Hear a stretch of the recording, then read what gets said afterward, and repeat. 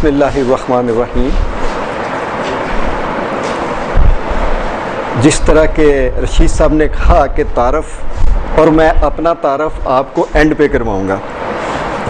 سب سے پہلے میں اس پروردگار کا شکر گزار ہوں کہ جس نے مجھے دیکھنے کے لیے آنکھیں دیں، سننے کے لیے کام دیے، کام کرنے کے لیے ہاتھ دیے، چلنے پھرنے کے لیے ٹانگیں دیں، اور سب سے بڑھ کر اس نے مجھے سوچنے کے لیے مائنڈ عطا کیا. میں اس کا بہت شکر گزار ہوں، اور اس نے مجھے بے شمار نعمتوں سے نوازا ہے. اس کے بعد آپ سب لوگوں کا میں شکر گزار ہوں کہ آپ اپنا قیمتی وقت نکال کر یہاں پر تشریف لائے ہیں، اور خصوصاً جو دور دراز سے تشریف لائے ہیں ان کا میں بہت ہی شکر گزار ہوں. اور دوسرے شہر سے آنے والے کون صاحب ہیں یہاں پہ؟ کوئی ہیں؟ کہاں سے آئے ہیں؟ اب آپ دیکھیے گا کہ یہ سننے کے لیے شیخ پورہ سے تشریف لائے ہیں، اور میں ان کا انتہائی شکر گزار ہوں، اور میں آپ کو ویلتھ ٹیک کی طرف سے خوش آمدید کہتا ہوں. کیا ہو گیا ابھی اس کو؟ اس کی ڈبی دکھتی ہے. کس کی مائک ڈبی؟ کون سی؟ اس کے ساتھ ایک ڈبی تھی، وہ ادھر ہی پڑی ہوئی ہے. یہ کیوں بند ہو گیا یہ اس کا ہے؟ پاؤں لگا ہوا ہے. اچھا، پاؤں لگا ہوا ہے.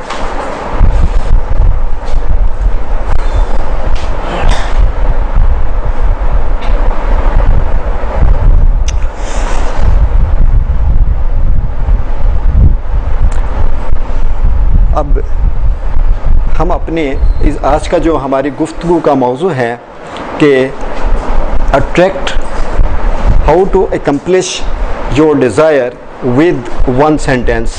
ایک جملے سے آپ اپنی خواہشات کی تکمیل کیسے کر سکتے ہیں. مجھے ایک واقعہ یاد آ رہا ہے، میں وہ چاہتا ہوں کہ آپ سے وہ شیئر کر لوں. ایک سیاح سیر کرنے کے لیے گیا ہوا تھا پہاڑی علاقے میں،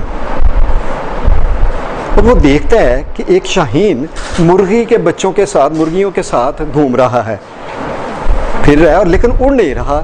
اب اس کو دیکھ کے بڑا پریشان ہوتا ہے کہ یہ تو بلندیوں پہ اڑنے والا پرندہ ہے، یہ کہاں نیچے ان کے ساتھ پھدک رہا ہے، اسی طرح جس طرح مرغیاں کر رہی ہیں اسی طرح یہ کر رہا ہے. بڑا پریشان ہوتا ہے. اس کے پاس بیٹھے ہوئے بزرگوار ہیں، ان سے وہ ریکویسٹ کرتا ہے کہ یہ کیا ماجرا ہے کہ یہ بلندیوں پہ اڑنے والا پرندہ یہ زمین کے اوپر اس طرح گھوم رہا ہے. تو وہ کہتے ہیں یہ ابھی چھوٹا تھا تو یہ اپنے گھونسلے سے گر گیا، تو میں نے سوچا یہ مر جائے گا، تو میں نے اس کو اپنے ہاتھ سے کوئی دانہ دن کا دے کر تھوڑا بڑا کیا. اس کے بعد میں نے چھوڑ دیا، اور ان بچوں کے ساتھ، مرغی کے بچوں کے ساتھ پل کے یہ بڑا ہو گیا ہے، اور اس کو وہی عادت بن گئی ہے. اب اس کو بڑا اچھا نہ لگا. پہلا پیغام یہ کہ جس ماحول میں رہتے ہیں اس کے اثرات مرتب ہوتے ہیں. تو ہمیں ایک چیز یہ ہے کہ ہمیں اپنے ٹائم کا پابند ہونا چاہیے، وہ ماحول ہمارے اوپر اثر انداز ہوتا ہے. اب اس نے کہا کہ بزرگوار یہ مجھے دے دیں. کہتے جی لے جائیں، میں نے کون سا اس کو رکھا ہوا ہے، یا یہ کوئی ایسٹ ہے، اب لے جائیے گا. اب اس کی بڑی تمنا تھی، بڑی خواہش تھی کہ یہ اڑے، یہ اڑنے والا پرندہ ہے. اب اس کو گھر لے گیا، اور گھر لے جانے کے بعد اس نے اس کو پریکٹس کروانا شروع کی، اور ایسے پھینکتا، جب اوپر پھینکتا اور وہ ایسے پنجی کرتا، اور پھر دڑم زمین پر آ کے گر جاتا. بڑی کوشش کی لیکن بے سود. آخر کار اس کو بڑا غصہ آیا، اور ایک دن اس کو پہاڑ کی چوٹی پر لے گیا، اور کہتا ہے کہ یا تو آج تو اپنی اصلیت پہچان لے گا یا تو مر جائے گا. اور پھر اس پہاڑ کی چوٹی پر جا کر اس نے اس کو نیچے پھینکا. اب حسب معمول جو اس کی عادت بن چکی تھی، اس طرح پنجوں کو کرنا تو زمین آ جائے گی. اب یہاں سے گرنا اور پہاڑ سے گرنا بڑا فرق ہے. اب وہ انتظار کر رہا ہے کہ زمین آئی نہیں. اب ٹائم ڈبل گزر گیا، پھر نہیں آئی، اور ٹائم گزر گیا، پھر نہیں آئی. اور پھر وہ بڑا پریشان ہوا، اور اس پریشانی کے عالم میں وہ تھوڑے سے اس نے پر کھولے. جب پر کھولے تو اس کو ایک احساس ہوا کہ میرے نیچے گرنے کی رفتار کم ہو گئی ہے. پھر اس نے اور کھولے اور پھر نیچے جانا رک گیا اور رفتہ رفتہ اس نے پورے پر کھول لیے اور اس کو پہلی مرتبہ یہ احساس ہوا کہ میں فضا میں بھی اٹھ سکتا ہوں. اور پھر وہ اوپر کے اوپر جانا شروع ہو گیا اور سیاح بڑا خوش ہوا کہ چلیں یہ اس نے اپنی اصلیت کو پہچان لیا ہے. اسی طرح اللہ تعالیٰ نے انسان کو اشرف المخلوقات بنایا اور وہ اپنی سوچوں میں گم ہو کر اپنی اصلیت کو بھول جاتا ہے. ہمیں اپنی اصلیت کو پہچاننا ہوگا. اور اصلیت میں کیا ہے کہ اللہ تعالیٰ نے ہمیں سوچنے کی صلاحیت دی ہے اور نہ کہ سوچنے کی صلاحیت دی ہے بلکہ اپنی مرضی سے سوچنے کا اختیار بھی دیا ہے. تو پھر اس اختیار کو ہم استعمال کر کے اپنی زندگی میں جو خواہشات کی تکمیل کرنا چاہتے ہیں ہم اس اختیار کو استعمال کرتے ہوئے ان کی آسانی سے تکمیل کر سکتے ہیں. اب بات آ گئی کہ خواہشات.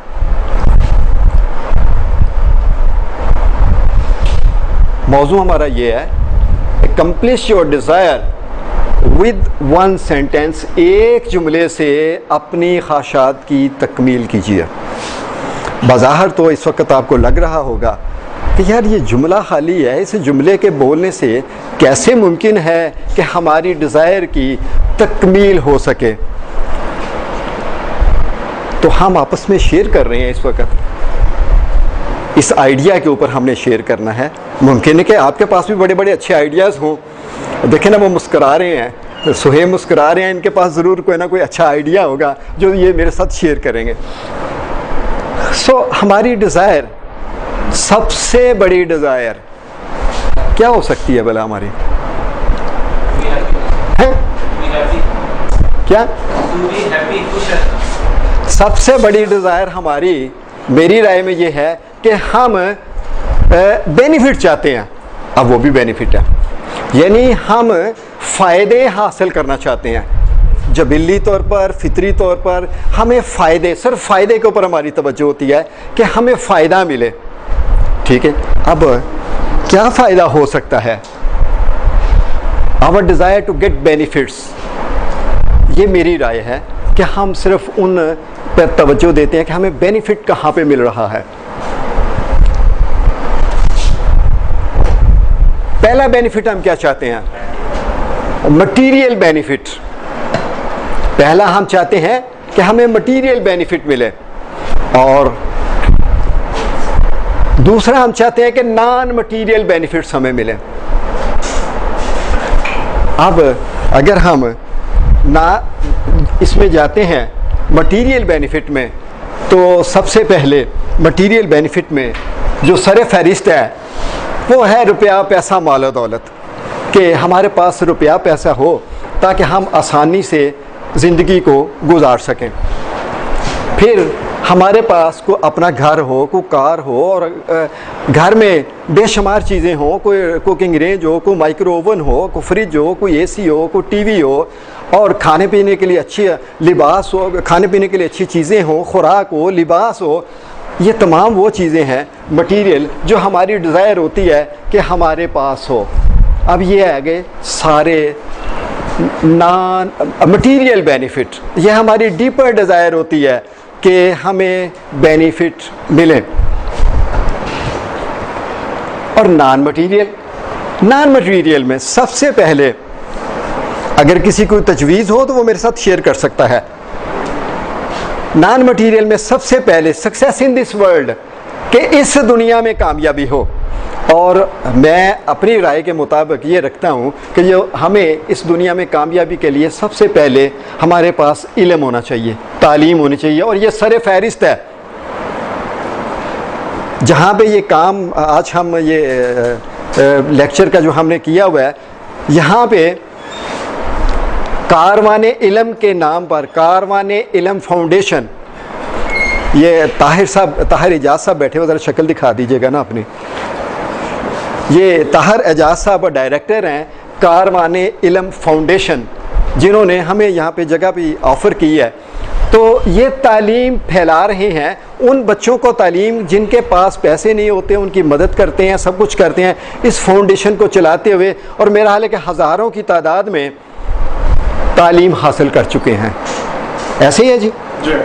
ٹھیک ہے. پچھلے دنوں میں ان سے ملاقات کرنے کے لیے آیا تو ایک ڈاکٹر سے وہ مٹھائی پکڑی ہوئی تو ان کے والد صاحب کے پاس آئے، کہتے جی میں مٹھائی لے کے آیا ہوں، میں نے MBBS مکمل کر لیا ہے. اب ذرا غور کیجئے گا کہ MBBS کروانا کوئی آسان کام نہیں ہے.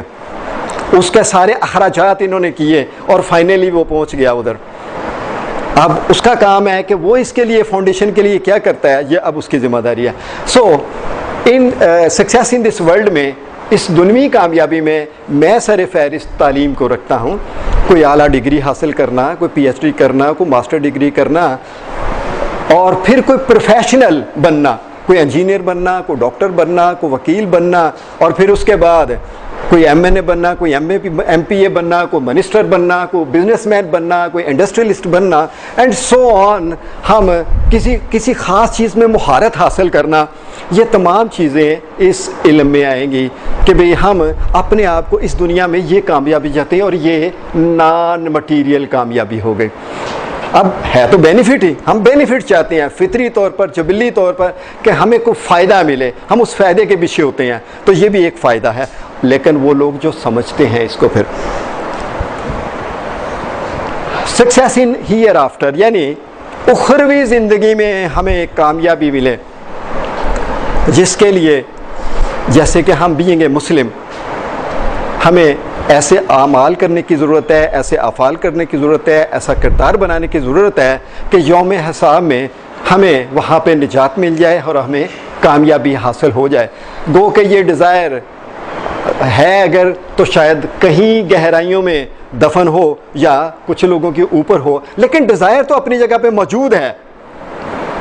یہ بینیفٹ اپنی جگہ پہ موجود ہے. تو سو ہم چاہتے ہیں کہ ہمیں یعنی اخروی زندگی میں بھی بینیفٹ ملے، یعنی کامیابی ملے. اس کے بعد physical health, it is so important. اگر آپ جسمانی طور پر صحت مند نہیں ہیں تو کوئی کام نہیں ہو سکے گا.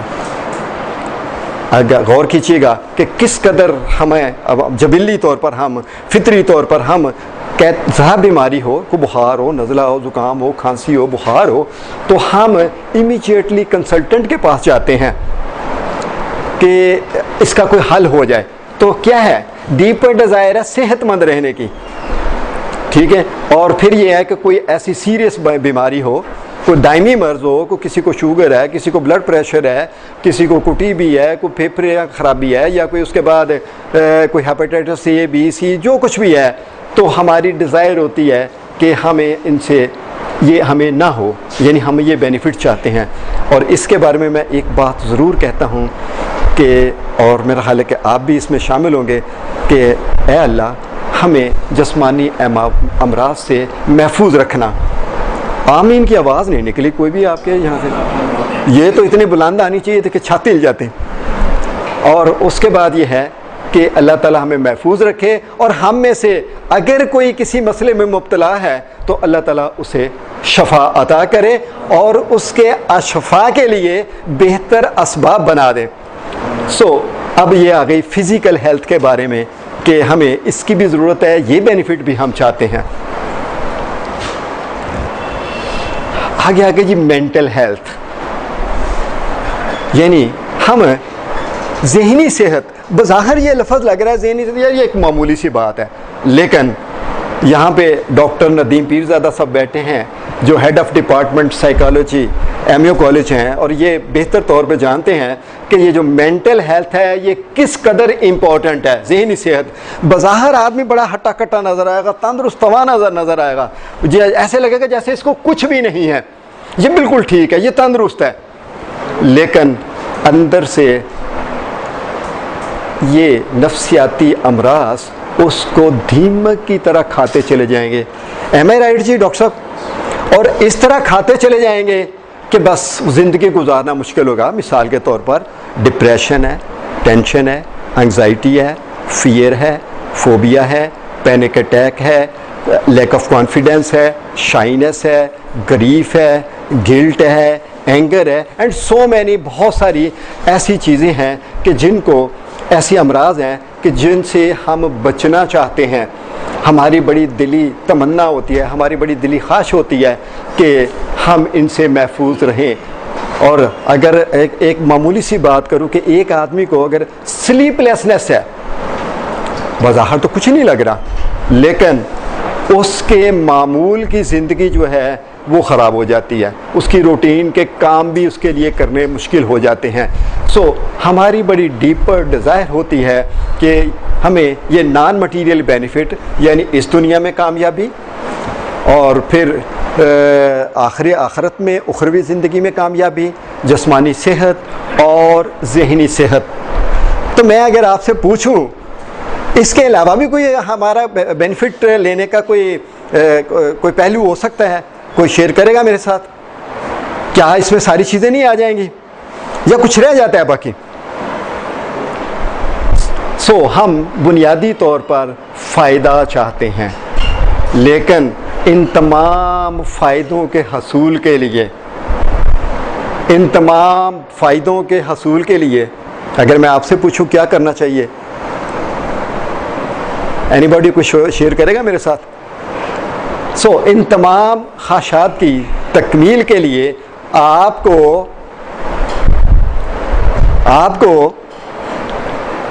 لگتا ہے کہ آواز آ جائے گی کہیں نہ کہیں سے، آپ کو خاص انداز میں سوچنا ہوگا اور خاص لینگویج استعمال کرنی ہوگی. ممکن ہے آپ میں سے کچھ اس پہ متفق نہ ہو کہ متفق ہیں. ہمیں خاص انداز میں سوچنا ہوگا اور خاص انداز میں لینگویج استعمال کرنا ہوگی، اور پھر ہم اپنی ان خواہشات کی تکمیل کر سکتے ہیں جو ہم کرنا چاہتے ہیں. اب ہم اتنے لوگ بیٹھے ہوئے ہیں، ہمیں بعض اوقات یہ ہوتا ہے کہ ہمیں یہ پتہ ہی نہیں ہوتا، ہم چاہتے بھی ہیں، رشی صاحب ہم چاہتے ہیں کچھ حاصل کرنا، لیکن یہ بھی نہیں پتا کہ چاہتے کیا ہیں.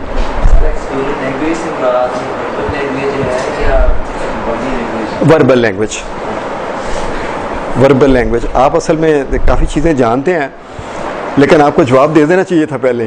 وربل لینگویج، جب ہم اس لینگویج کے ٹاپک پہ آئیں گے تو پھر آپ کو سمجھ لگ جائے گی کہ وربل لینگویج کس قدر امپورٹنٹ ہے، جو ہماری لائف پر براہ راست اثرات مرتب کرتی ہے.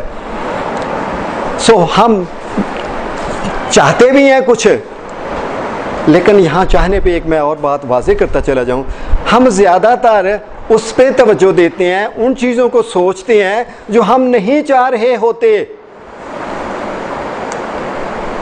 زیادہ توجہ ہماری اس پر ہوتی ہے. اب مثال کے طور پر میں لیک آف کانفیڈنس نہیں چاہتا، میں شائنس نہیں چاہتا، میں او سی ڈی نہیں چاہتا، میں ہاتھ عادت ہے میری وہ دھونا نہیں چاہتا، میں فلاں کام نہیں کرنا چاہتا، میں فلاں کام نہیں کرنا چاہتا، اور یہی لینگویج استعمال یہ ہو رہی ہوتی ہے. کیوں جی ڈاکٹر صاحب ایسے ہی ہیں؟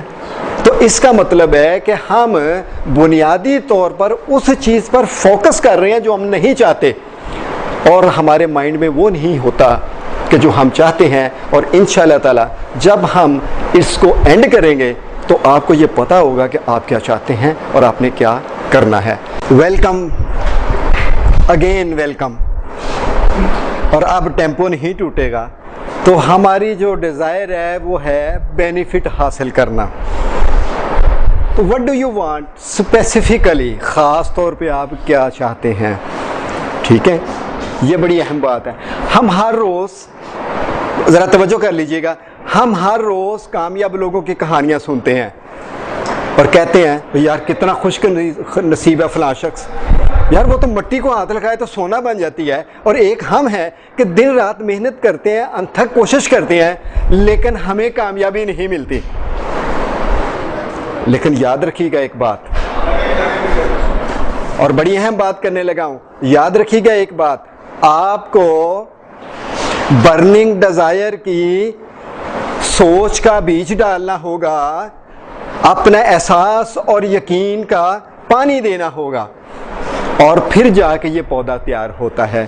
اس کا مطلب ہے کہ برننگ ڈیزائر کی سوچ کا بیج ڈالنا اور احساس اور یقین سے اس کو پانی دینا، پھر آپ کا مائنڈ تیار ہوگا کس کام کے لیے؟ کہ اس کامیابی کو یا اس ڈیزائر کو آپ کی طرف اٹریکٹ کرے یا آپ اس کی طرف جائیں.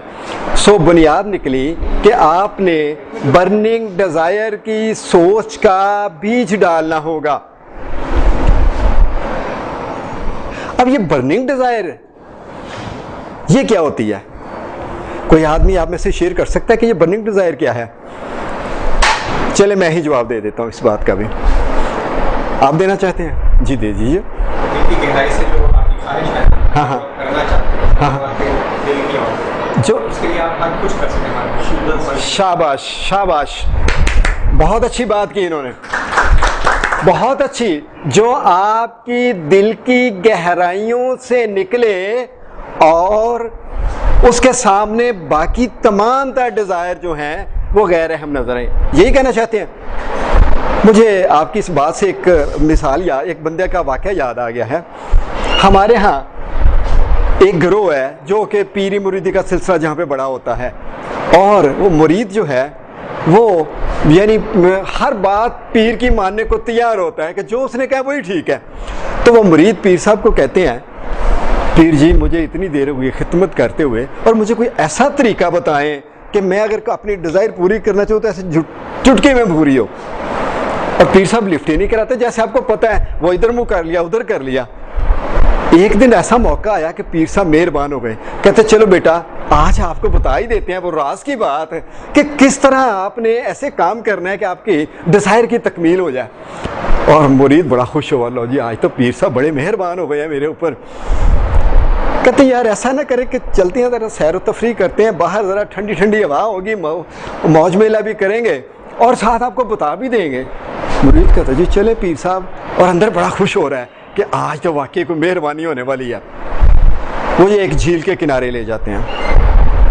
کہتے نہیں یار بیٹا ایسے کرتے ہیں کہ کشتی پہ بیٹھتے ہیں، سواری کرتے ہیں، ساتھ انجوائے کریں گے، ساتھ آپ کو بتا بھی دوں گا.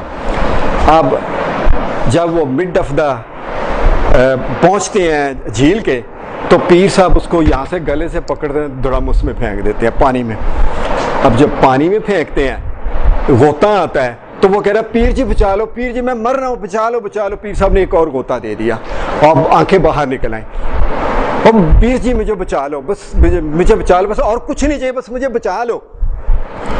اور ایک اور غوطہ دے دیا.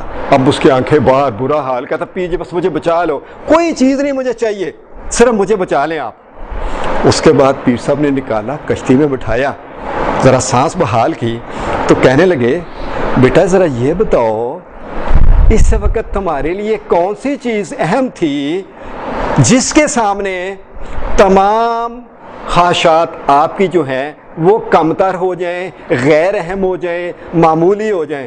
وہ کہتے ہیں کہ جی جان بچانا. تو پھر کہتے ہیں کہ اپنی ہر اس ڈیزائر کو اس مرکز تک، اس سوچ تک لے جائیے، یعنی اس لیول تک لے جائیے کہ وہ الٹیمیٹ آپ کی سوچ کا مرکز بن جائے. اور یاد رکھیے گا کہ جب کوئی ڈیزائر سوچ کا مرکز بنتی ہے تو پھر آپ کے اندر ایک ایسی طاقت پیدا ہوتی ہے کہ آپ کے اس کے حصول کے لیے آسانیاں ہو جاتی ہیں. بالکل ایسے یعنی کسی چیز سے شدید محبت ہونا، پیار ہونا، لگن ہونا، اور ایسے جیسے اس ڈیزائر کے ساتھ جو آپ چاہتے ہیں ایک خونی رشتہ ہو جائے. بالکل ایسے جیسے آپ اس گوشت اور ناہن کو جدا نہیں کر سکتے، یہ اس ڈیزائر کے ساتھ آپ کا رشتہ قائم ہو جائے. اور اس طرح کہ جس طرح اگر ایک برف پوش پہاڑ ہو، اس کے نیچے لاوا دہک رہا ہو، کھول رہا ہو، اچھل رہا ہو، اور باہر نکلنے کے لیے بے چین اور بے قرار ہو، تو وہ کیا کرے گا؟ وہ کسی جگہ پہ زمین کو ڈھونڈے گا کہ یہاں سے کمزور ملے اور اس کو میں چیر پھاڑ کے باہر نکل جاؤں. اور الٹیمیٹلی وہ جب اس کو موقع ملتا ہے وہ چیر پھاڑ کے باہر نکل جاتا ہے اور اس کے راستے میں آنے والی ہر چیز بہہ جاتی ہے. اس کے راستے میں آنے والی ہر چیز بہہ جاتی ہے، اور وہ جو اس کے پہاڑ کے اوپر برف ہے اس کی گرمی کی وجہ سے وہ بھی بھاپ بن کر اڑ جاتی ہے. تو آپ کی ڈیزائر کا لیول یہ ہونا چاہیے کہ آپ کی ڈیزائر اس طرح ہو کہ اس کے راستے میں آنے والی ہر چیز ختم ہو جائے، سوائے اس کے کہ وہ جو ڈیزائر ہے آپ کی وہی ایک سوچ کا مرکز بن جائے. ٹھیک ہے جی، آپ نے جو کہا ایسے ہی ہے. اب یہاں پہ ایک اور بھی ہوتا ہے، جب آپ اپنی ڈیزائر کو اس لیول پر لے جاتے ہیں پھر ایک دشمن حملہ آور ہوتا ہے. اب یہ بڑا ظلم ہے، اور وہ دشمن بھی ایسا ہے کہ وہ ہمیشہ جیتتا ہے. اب اس دشمن کا کیا کرنا ہے؟ اس دشمن سے بھی بچنا ہے. اور وہ دشمن کیا ہے؟ اور وہ دشمن ہے آپ کی عارضی، وقتی، فائدہ، مزہ، لطف دینے والی ڈیزائرز. جبکہ ہم پہلے کہہ رہے ہیں کہ جس کے سامنے تمام ڈیزائرز غیر اہم لگیں، اور یہاں پہ ہم یہ کر رہے ہیں کہ ہم وہ جو دوسری ڈیزائرز ہیں وہ چھوٹی چھوٹی وقتی مزہ دینے والی وہ آتی ہیں آرام سے، اور انہوں نے پتہ کیا کرنا ہے؟ آگے آرام سے ادھر آئیں گی کان میں یعنی خسر پھسر کر دیں گے اور مسلسل خسر پھسر کرتی رہیں گی، اور ہم اس کے بہکاوے میں آ جاتے ہیں. آپ کو اس بہکاوے کو بھی روکنا ہوگا. اگر اس بہکاوے کو روکنے میں کامیاب ہوں گے تو الٹیمیٹ اپنی اس ڈیزائر کو آپ اچیو کر سکیں گے. اب یہ بھی بڑا مشکل کام آ گیا کہ بھی اس بہکاوے کو کیسے روکا جائے. اب وہ کون سی ڈیزائر ہو سکتی ہیں؟ ہاں ذرا یہ وضاحت رہ گئی. مثال کے طور پر بیچ میں چھوٹے چھوٹے کام آ جاتے ہیں. یار موسم بڑا اچھا ہے، اور یار ابھی 2 سال کا تو گول ہے میرا، پڑھنا ہی ہے، چلو کل پڑھ لیں گے، فلاں کام کل کر لیں گے. اور یار سارے دوستوں کا پکنک کا پروگرام بن رہا ہے، چلے اس پہ چلے جائیے. ٹھیک ہے، اس طرح چھوٹی چھوٹی عارضی وقتی طور پر مزہ دینے والی ڈیزائر جو ہیں وہ حملہ آور ہوتی ہیں. جبکہ آپ یہ بھی جان رہے ہوتے ہیں کہ اس ڈیزائر کے بغیر گزارا بھی ہو سکتا ہے، یہ سمجھ بھی رہے ہوتے ہیں، جان بھی رہے ہوتے ہیں، لیکن ایون دین اس بہکاوے میں ہی آپ بہک جاتے ہیں اور آپ کی منزل اور دور ہو جاتی ہے. اب اس بہکاوے کو آپ نے کیا کرنا ہے؟ آپ نے بڑی جرأت سے، ہمت سے اس کو ریجیکٹ کرنا ہے. بالکل ایسے ہی جیسے ایک ٹرین کا انجن جب سٹارٹ ہوتا ہے تو اس کا اس قدر زور لگتا ہے کہ اگر آپ نے کبھی سٹیم انجن دیکھا ہو یا یہ بھی انجن ڈیزل والا بھی دیکھا ہو تو آپ کو ایسے لگے گا کہ شاید اس کی جان ہی نکل جائے گی. یعنی اس کا پورا زور لگتا ہے، 1 بوگی 2 3 4 5 6 اور پھر وہ آگے نکلتا ہے. اور ذرا غور کیجئے گا کہ جب وہ اس کی ہائی سپیڈ ہو جاتی ہے تو پھر انرجی بہت کم خرچ ہوتی ہے، پھر ٹھک ٹھک ٹھک ٹھک ٹھک ٹھک چل رہا ہے. ایون آپ اپنی کار کی ایگزامپل لے لیں، آپ کی کار اگر تیسرے گیئر میں ہوگی تو وہ چلے گی نہیں، اس کو پہلے میں ہی چاہیے اور پہلے میں ہی زور لگتا ہے. تو شروع میں آپ کو اپنی 90% انرجی خرچ کرنی ہوگی ان کو ریجیکٹ کرنے کے لیے. اور جب آپ 90% انرجی کرتے ہیں تو پھر آپ کے اندر ایک بلیف پیدا ہوگا. جب میں اس موضوع کے اوپر میری 1 ڈے کی ورکشاپ ہوتی ہے، جب میں اس موضوع کے اوپر کراتا ہوں تو پھر میں بلیف کے اوپر بڑی ڈیٹیل کے ساتھ بولتا ہوں کہ آپ کے اندر بلیف کس طرح ہے اور بلیف کیا رول پلے کرتا ہے. تو آپ جب ایک کامیابی ملتی ہے یعنی آپ ان کو ریجیکٹ کرتے ہیں تو آپ کے اندر ایک بلیف بنے گا اور وہ بڑا ماٹھا سا بڑا کمزور بنے گا. دوبارہ کرتے ہیں پھر اور بنے گا، پھر اور جب 3-4 مرتبہ آپ کر لیتے ہیں تو وہ بلیف سٹرونگ بن جائے گا. اب یہ بلیف بنانا کبھی ہمیں موقع ملا تو کسی دن ہم بلیف کے اوپر بھی رکھ سکتے ہیں، وہ آپ کو انفارمیشن مل جائیں گے کہ بلیف کو کیسے بلڈ کرنا ہے. اور یاد رکھیے گا کہ بلیف کے بغیر کچھ بھی ممکن نہیں ہے. تو آپ نے ریجیکٹ کیا، نیا بلیف بن گیا، اور جب بن گیا اس کے بعد آپ اس ڈیزائر کی تکمیل کر سکتے ہیں. اب یہ تو آپ کو پتہ چل گیا کہ برننگ ڈیزائر کیا ہے. اور میرا خیال ہے کہ آپ میں سے کچھ ساتھیوں دوستوں نے اپنی ڈیزائر بنانا شروع کر دی ہوگی اور کچھ کی پہلے ہی موجود ہوگی، اور نہیں ہے تو وہ ابھی بنا بھی لیں گے. اور آپ میں سے اپنے آپ کو مینٹلی تیار رکھیے گا، کسی ایک کو بھی والنٹیئر آئے گا یہاں پہ، وہ پریکٹیکلی کرے گا، پریکٹیکلی کر کے دیکھیں گے کہ ہمیں کیا رزلٹ ملتا ہے، اور رزلٹ بھی یہیں پہ لینا ہے. what do you want specifically؟ یہ ایک بڑی اہم بات ہے کہ ہم چاہتے کیا ہیں، کون سی چیز چاہتے ہیں، کون سا بینیفٹ چاہتے ہیں، ہم کلیئر نہیں کرتے. اور کیا مٹیریل ڈیزائر ہے، یا نان مٹیریل ڈیزائر ہے. اچھا میں آپ کو 2 منٹ دینے لگا ہوں, اپنے اپنے مائنڈ میں کسی ایک ڈیزائر کو پختہ کر لیجئے گا, جسٹ ود ان 2 منٹس. ایک ڈیزائر جو بالکل برننگ ہو, جس طرح کہ میں نے آپ کو پہلے لیول بتایا ہے, اس انداز میں اپنی ڈیزائر کو لے جائیے گا, فیصلہ کر لیجئے گا.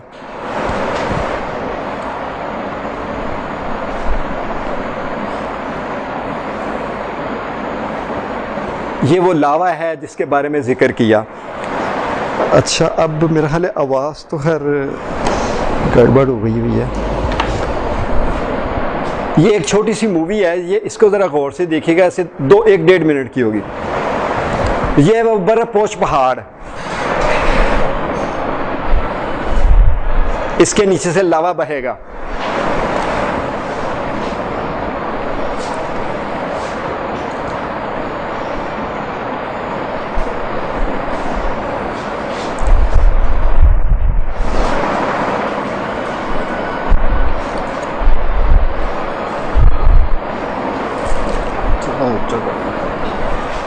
نہیں آواز ہی کو نہیں. اچھا اے تو نہیں لگا سی نال ہے, اے تو نہیں سی انہیں آن کرنا ہے.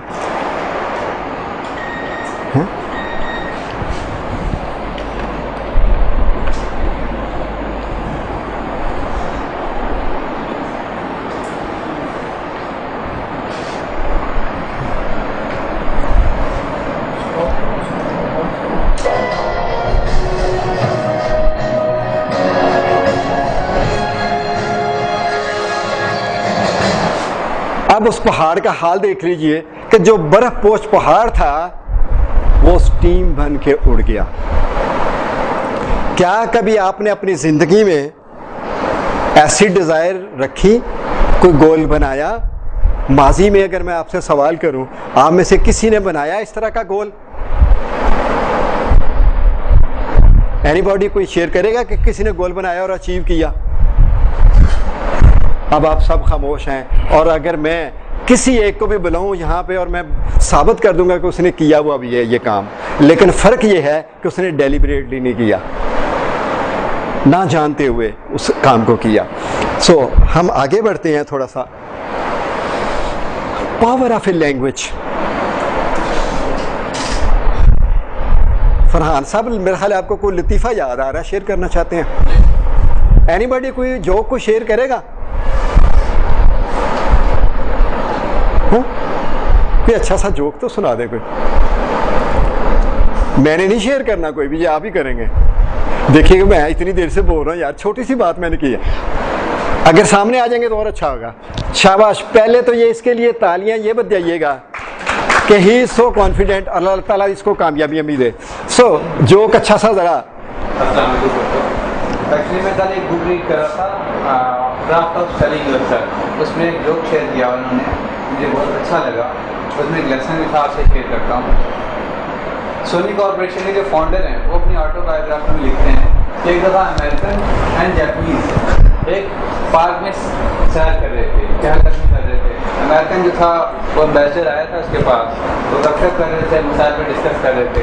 تو امریکن دیکھتا ہے دور سے ایک شیر, جنگلی شیر ان کی طرف تیزی سے دوڑتا ہوا آتا ہے.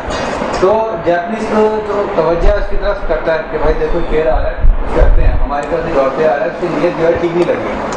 تو جاپنیز جو ہوتا ہے نا وہ بیٹھ کے اپنے شوز نہ پہننے لگتا ہے. تو امریکن اس کو کہتا ہے کہ بھائی جان ہوش میں ہو, کیا آپ سوچتے ہو کہ آپ اس شیر کو آؤٹ رن کر سکتے ہو, اس سے آگے فرار ہو سکتے ہو, حالانکہ اس کی رفتار بہت زیادہ ہے. تو جاپنیز مسکراتے ہوئے اس سے کہتا ہے کہ میں نے شیر کو آؤٹ رن نہیں کرنا, میں نے آپ کو آؤٹ رن کرنا ہے, تو میں بچ جاؤں گا. تھینک یو بیٹے, تھینک یو بیٹے. ذرا غور کیجئے گا کہ اس نے کیا استعمال کیا ہے, لینگویج. ٹھیک ہے, اس لینگویج سے آپ کی مسکراہٹ آ گئی, ایسے ہی ہوا ہے. تو پھر اس کا مطلب ہے کہ لینگویج از سو امپورٹنٹ کہ یہ کیا اثرات مرتب کرتی ہے. اور این ایل پی میں کہتے ہیں کہ این ایل پی کا دل جو ہے وہ لینگویج ہے, neuro linguistic programming. Sigmund Freud.